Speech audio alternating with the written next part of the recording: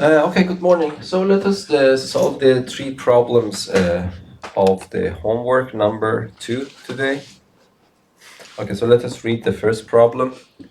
So the first problem is show that the square of every odd number is one more than a multiple of 8. Okay, so that's a very simple problem. So what does it mean? It means that if I have an odd number, so question number 1, if I have, for example, let me say that if a an odd number, what do I want to show? I want to show that the square of this odd number is a multiple of 8, is one more than a multiple of 8. So what does it mean? It means that I want to show that the square of this number is one more than a multiple of 8. What is a multiple of 8? Is 8 times q plus 1. Okay, so this is q in z, because when I say a multiple of 8, I always mean an integer multiple.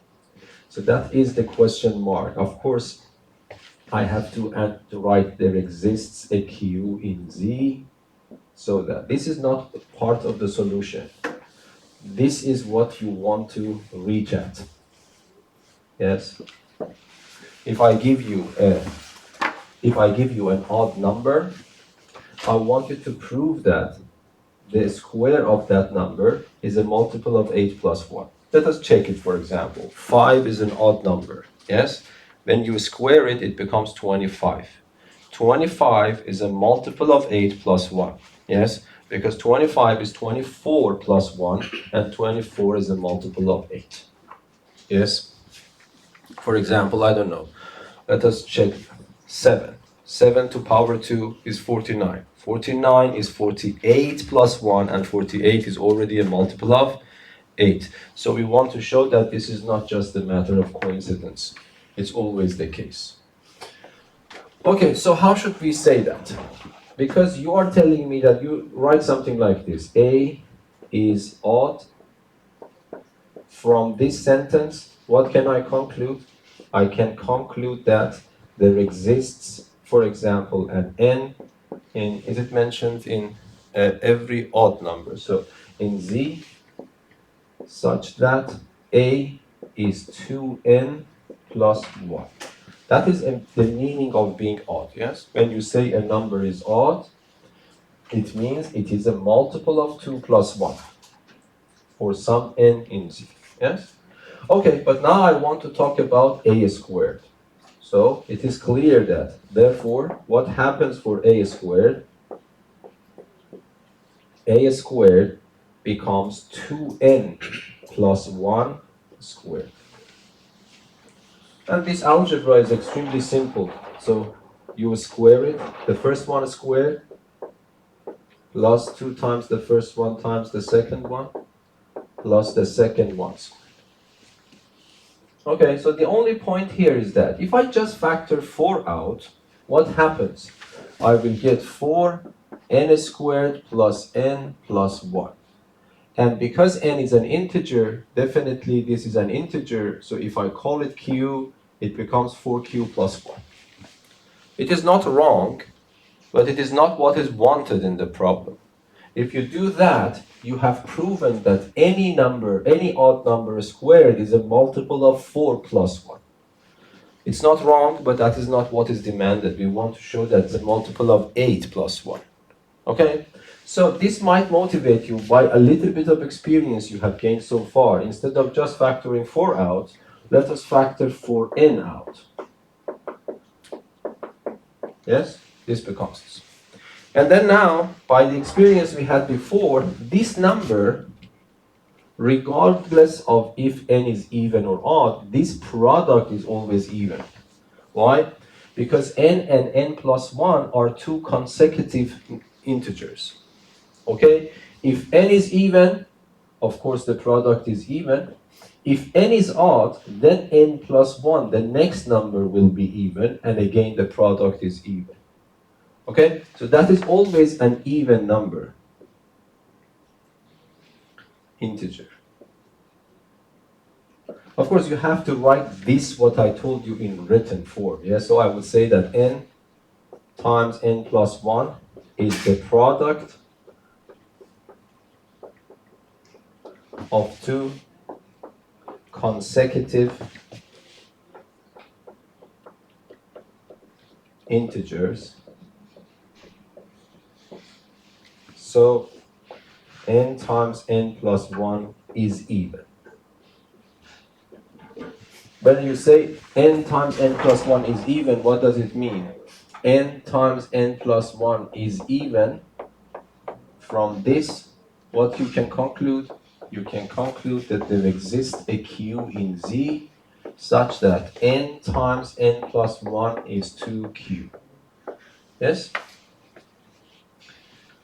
So from A is odd, I concluded that A is 2 times n plus 1. I squared that, factor for n out. I realized that this product is even. Now I am saying that because this number is even, it is a multiple of 2. That's the meaning, yes? So now, for example, let me call this number 1. Let me call this one number 2. From number 1 and 2, what can I conclude?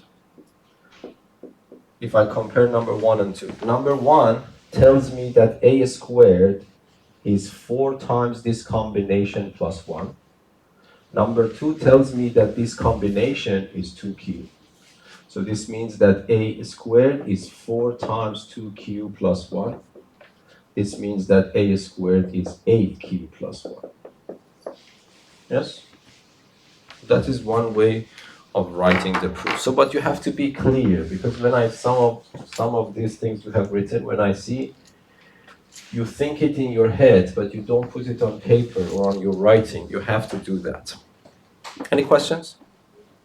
So it was a very simple question. I mean, even though these are A-level questions, but I don't think this is very hard. This is the type of problems that you need to work out if you are expecting a higher grade in this course. A higher grade in this course. Okay, so now let us go to the next problem. So this problem is a little bit more challenging, but not that much, based on the experience we had in the previous lesson, of course. So let a and b be distinct integers. Show that this product is divisible by 3. So regardless of what a is, what b is. Is that question clear? So a and b are distinct integers. We have this combination ab times a squared minus b squared. We want to show that regardless of a and b, what I choose for them, if I construct this combination, it becomes a number which is always divisible by 3. Yes? Okay.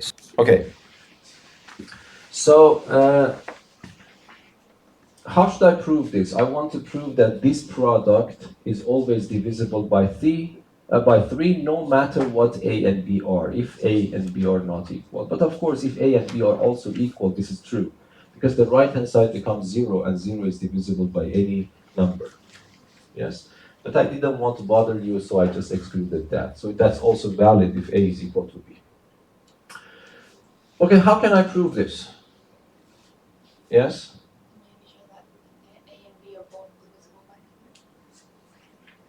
No, that is what you have written. Okay? So you are not allowed to choose that unless you make it very clear what you mean. So we say that I don't know anything about A or B. Okay? So I cannot immediately assume that A and B are divisible by 3. But you can say that, okay, there are different cases and different scenarios. One scenario is that if either A is divisible by 3 or B is divisible by 3, I can conclude something. But if not, what? That's the whole point, yes? Because that's the simple part. So if I want to write this in the exam, I would write it like this. I would say if either A or B is divisible by 3,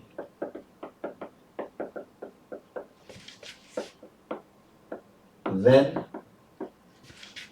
AB times A squared minus B squared is also divisible by 3. And we are done, yes? This is the simple part. Do you agree with that? If one of these numbers, either A or B or both, is divisible by 3, so when you have a number divisible by 3 multiplied by other numbers, that product definitely will be divisible by 3. Is that clear for everyone? Yes? If only this part is divisible by 3, it doesn't matter what you multiply it by, it remains divisible by 3. If only this part is divisible by 3, then of course, again, the product is divisible by 3. So that is the simple part. But if you stop there, you have done very simple part of the problem. Okay? But the whole point is that what happens if A and B are not divisible by 3? This problem claims that even if A and B are not divisible by 3, that combination is still divisible by 3. So that is the hard part of the problem. So, for example, let me choose A to be 7 and B to be 2. This is not divisible by 3. This is not divisible by 3. But let me calculate A squared minus B squared for you. So it becomes 7 times 2 times 7 to the power of 2 minus 2 to the power 2. So this becomes 14. But what is this number? 49 minus 4, which is 45. And I don't know what the number is, but do you see immediately that this number is divisible by 3? If you don't believe, multiply and divide by 3. But because one part of it is divisible by 3, so of course the product is also divisible by 3. Is that understandable for everyone? Okay. So you see, it means that no matter what you choose for A and B, if A and B, one of them at least, from the very beginning is divisible by 3, the problem becomes extremely simple. Yes, of course the product is divisible by 3. But the claim is more than that. The claim is that even if A and B, none of them is divisible by 3, still the product that you see is divisible by 3. Okay, so then how should I prove that? So that is what we learned about division algorithm. So do you remember? If I have I just want to repeat and review a little bit. If this is Z, the numbers, integer numbers with respect to 3 can be grouped into 3 categories. For example, the first is everything a multiple of 3. The other group is multiple of 3 plus 1. The other group, multiple of 3 plus 2. These are the only possibilities, yes? If you have an integer, that integer is either a multiple of 3 plus 1, multiple of 3 plus 2. Okay? Okay, now what I want to show that, if I wanted to show this one, if I choose a number x from this category or from this category, my claim is that the square of this number is in this category. Okay?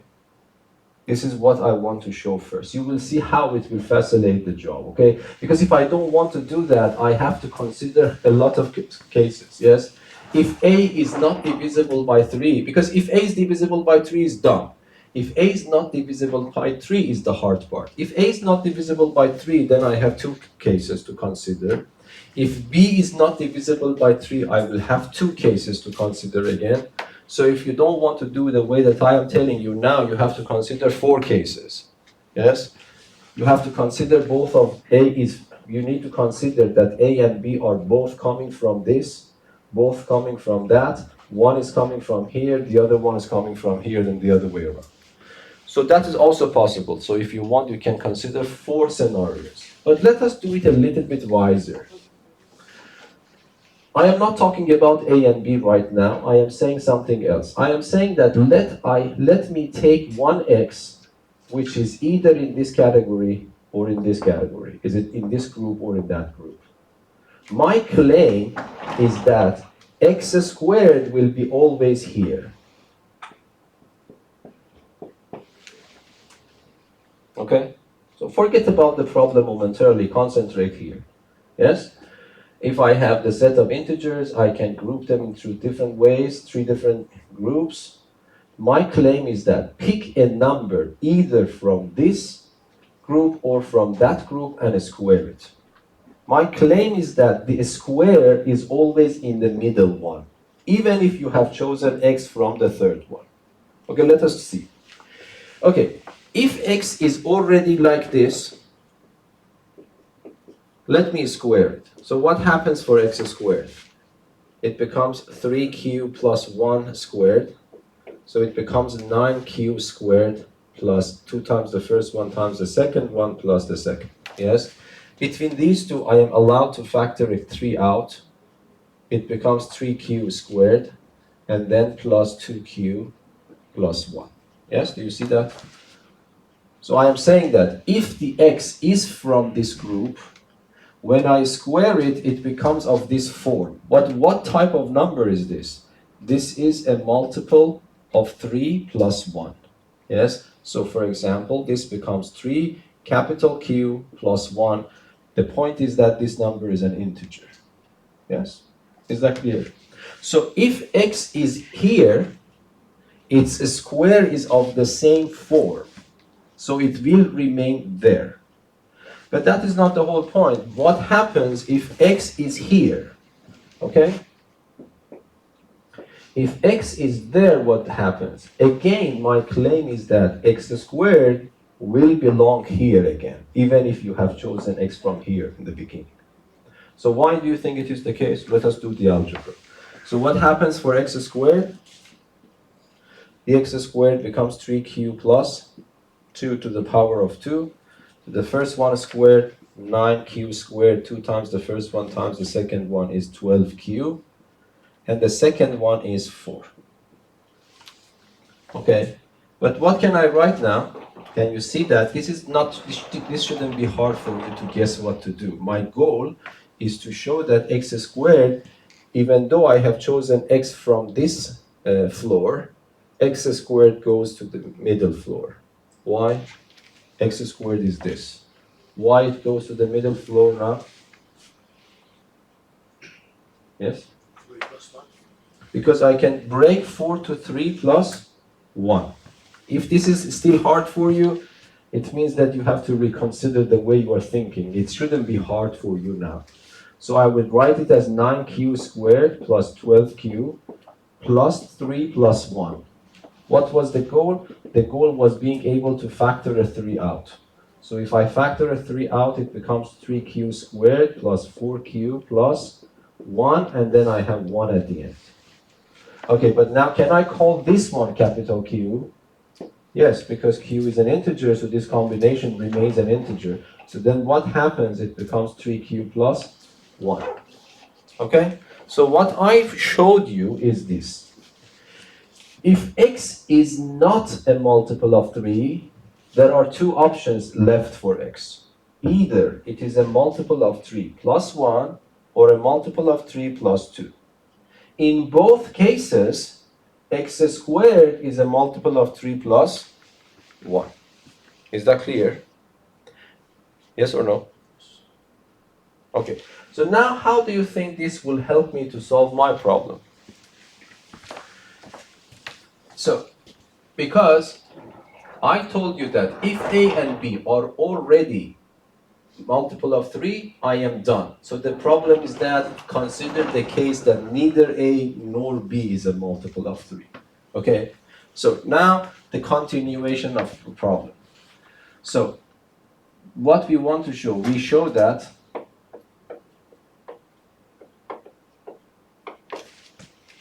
even if neither a nor b is a multiple of 3,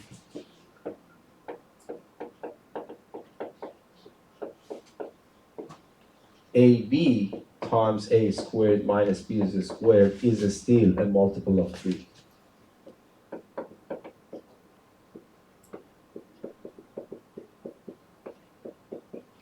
Yes? Okay, but now I am assuming that a is not a multiple of 3.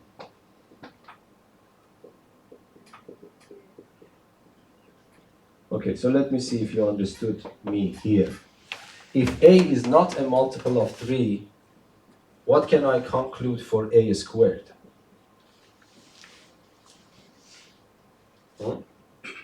multiple of 3 plus 1. 1. Yes? Do you agree? Because if A or B is a multiple of 3, there is nothing to say. It is obvious. So I need to consider that A is not a multiple of 3, B is not a multiple of 3, but still this combination is a multiple of 3. If you tell me that A is not a multiple of 3 because of what I explained you here, it means this A belongs to this category or that one, but A squared will be always in this category, yes? So this means that there exists, let me call it T, in Z, such that A squared is 3T plus 1. Understandable? Okay. But now, B is not a multiple of 3 either, yes? Okay, can you tell me what happens? What can I write now? According to what I told you there. What should I write? There exists, for example, let me this time write capital T in Z such that B squared is 3 times capital T plus 1. Okay? But now look, this combination is A times B times A squared minus B squared. Okay, but the interesting thing is that if I calculate A squared minus B squared, so from here, what can I conclude? I can conclude that A squared minus B squared is equal to 3T plus 1 minus 3 capital T plus 1. But you see what happens, if I remove the pairs of brackets, it becomes 3T plus 1 minus 3 capital T minus 1. And this minus 1 and that minus 1 are gone, and between these two, still I can factor a 3 out, so it becomes little t minus capital T. So what does this mean? This means A squared minus B squared is a multiple of 3. Do you agree? This is an integer. Why? Because both of them are integers, so the difference is also an integer.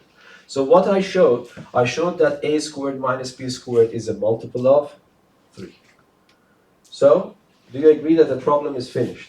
Because if from the beginning either A or B is a multiple of 3, of course the product is a multiple of 3 and I am done.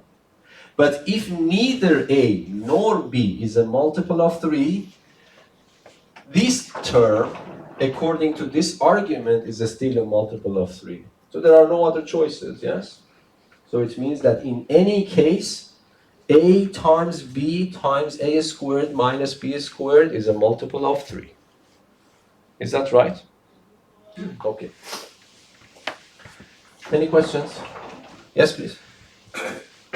If A and B are equal, Yes. would that mean that the second solution is not valid? No, A equal is also working, because if A is equal to B, then it means that this combination is 0. Okay? And 0 is divisible by every number. And the answer is 0. Because, for example, because I told you that the way of thinking about this symbol is to think that B over A is an integer, yes? And if the right-hand side is 0, it means that you have 0 over A. But a fraction whose numerator is 0 is always 0, and 0 belongs to 0. So in principle, A divides 0 for any choice of A. Yes, so that's always true. So, but I didn't want you to bother about this. So I didn't want to make trouble for you. So this is why I mentioned they are distinct. But even if they are not distinct, that's still true. Okay, any questions?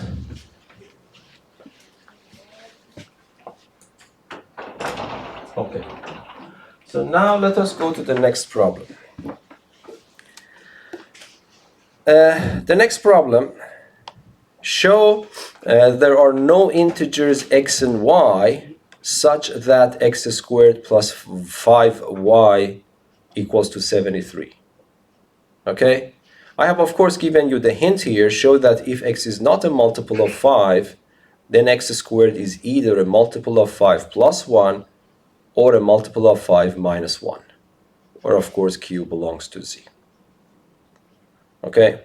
So you can think a little bit about the problem yourself until I'm raising the board. Okay, any ideas? Of course, it might be without the hint, it would be a little bit hard for you. First of all, I want you to understand what the question is. By the way, these kinds of equations in which you are looking for integer solutions, And usually the number of unknowns is more than the number of information given to you. Like here, we have one equation and two unknowns, and we are looking at the integer solutions. These are called Diophantine equations, yes?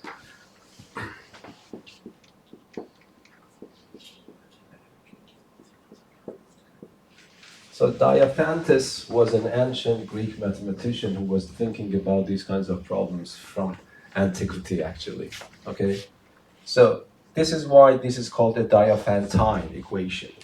Okay, so, but that's a big name for actually a very simple idea that if you want to solve an equation, but you are only interested in integer solutions, and usually the number of unknowns is more than the number of pieces of information given to you, that's called a Diophantine equation.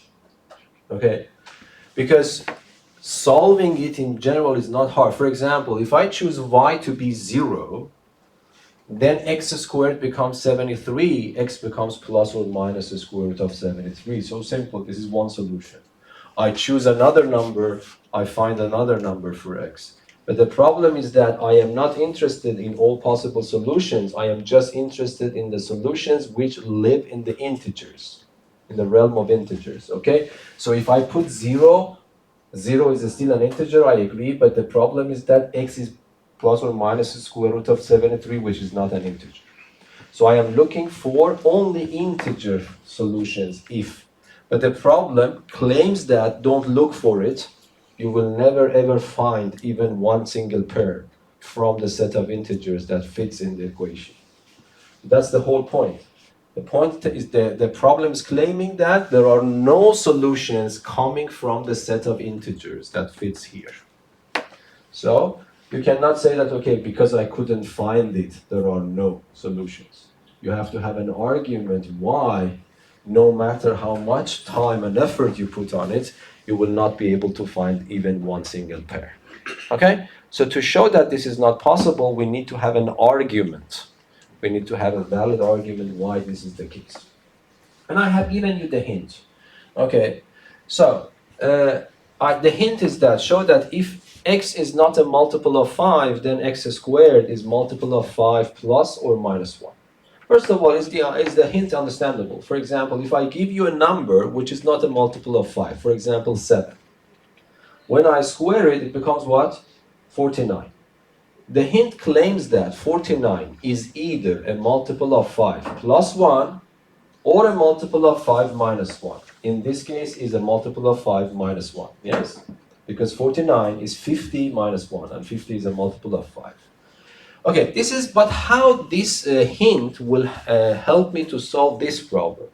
I mean, the proof, by the way, if this comes in the exam, proving the hint also brings you points, okay? So you need to prove the hint. Why do you think the hint is true?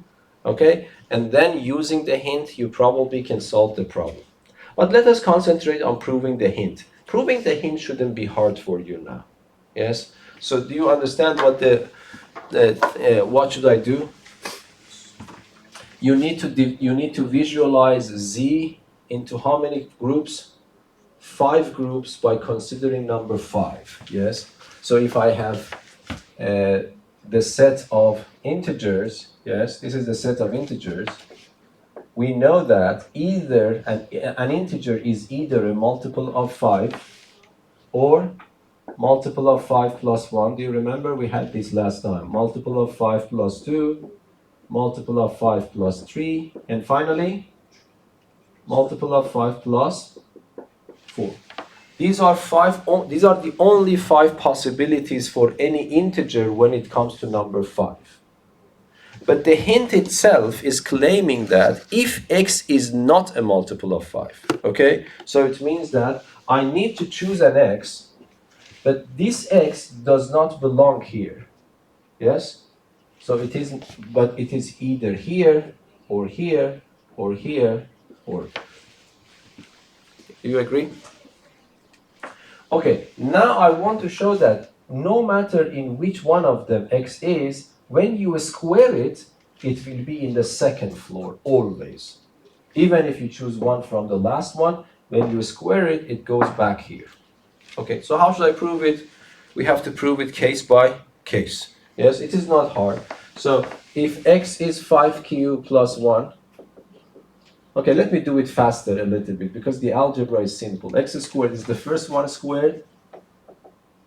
Yes, 2 times the first one times the second one, and the second one squared. Is this the right form? Yes, because between these two, what should I factor? I'm writing a little bit fast. This combination is an integer, so I can call it 5q plus 1. So if I pick a number from second floor, square it, it becomes still in the second floor, yes? So easy. But then if x is equal to 5q plus 2, then I square it. The first one squared, 25q squared.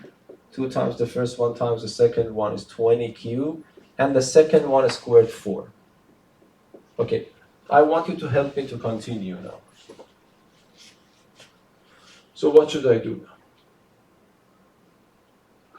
Factoring a 5 is more or less obvious. But if you factor a 5, it becomes what? 5q plus 4. But if you go back to hint, plus 4 is not there. Yes, what do you want? You want 5q plus a number or minus 1. Plus 1 or minus 1. Plus 4 is not wrong, but that is not what is wanted in the hint. Yes, so what should I do? Yes? What about 3 plus 1? No, 3 plus 1 does not work, because if I write 3 plus 1, then these 3, 20, and 25, I lose the power of factoring 5 out. I want to keep, because I want to factor a 5 out, but then I want to have minus 1. Yes, Sarah? 5 minus 1. Instead of 4, I write 5 minus 1. Yes, so instead of 4, I write 5 minus 1. And now between these three, I can factor a 5 out. So it becomes 5q squared plus 4q plus 1. And then minus 1. Then I call this capital Q again. So it becomes 5q minus. Yes? Yes. In the exam, Yes? can't you just prove the first one, like the whole equation? No, usually, because it's not very obvious. I mean, if you solve the first one, Yeah. there is no guarantee people could solve this, and you understood that. People couldn't sometimes answer this. No, but if you focus on the second term, Mhm. squared only, Mm-hmm. and show that it's always either like 5 minus 1 or 5 plus 1. That is the idea is correct, but then you have to write it some way. Yes, because you need to. Yes, you are right. So you, for example, the next one is 3. So you know that the first one squared already gives me a factor of 5. This is guaranteed. 2 times the first one times the second one will also give me a factor of 5. But the second one to power 2 is what now? Is 9. So what should I write 9 in that case? 5 minus 10 minus 1, so that I can factor 5 out again and minus 1 is left. So, yeah, but let me write it once more. You are right, but this is the way. In exam, it is, yeah, you should put time on it. So this becomes the first one squared, 25q squared, 2 times the first one times the second one, 30q plus 9. But 9 can be written as 10 minus 1. Between these three, I can factor a 5 out. So it becomes 5q minus 1 again. And then finally, what happens for the next one? 5q plus 4, x squared becomes 25q squared, 2 times the first one times the second one, and then 16. What should I write 16 now? I should write it as 15 plus 1, and between these three, I can factor a 5 out, so again, it becomes 5q plus 1. So you see 5q plus 1, 5q plus 1, 5q minus 1, 5q minus 1. Yes? So it doesn't matter what is guaranteed. If I take x from either one of these, when I square it, the square is a multiple of 5 plus 1 or a multiple of 5 minus 1. So this will only, of course, bring you some points to prove the hint. But now, can you tell me how this will help me to solve my main problem? So the problem is, I want to show that, don't look, you will never find even one single pair of integers fitting this equation. So how can I use this idea to solve my problem? Here.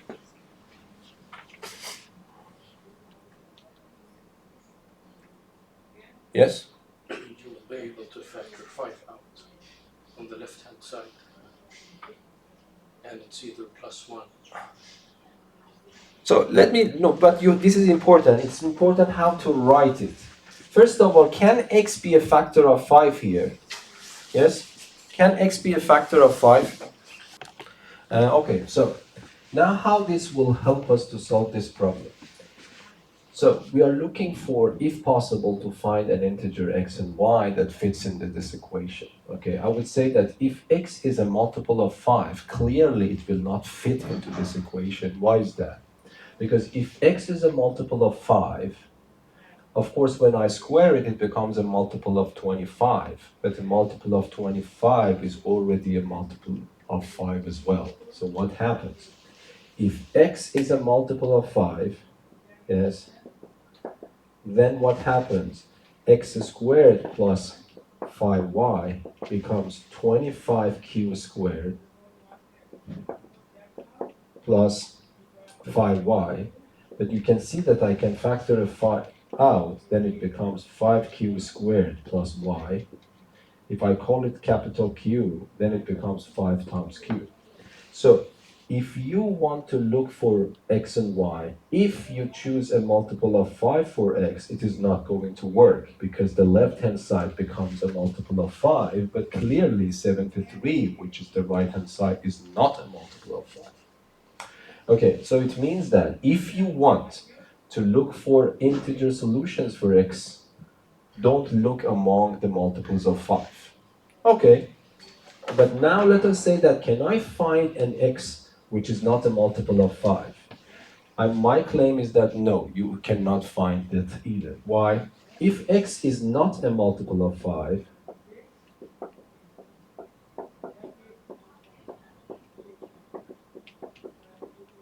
then based on what the hint actually we showed in the hint, x squared is a multiple of 5 plus or minus 1 for some integer q. This is guaranteed there, yes? But in that case, x squared plus 5y becomes equal to 5q plus or minus 1 if I replace x squared with that, and then plus 5y equals to 73.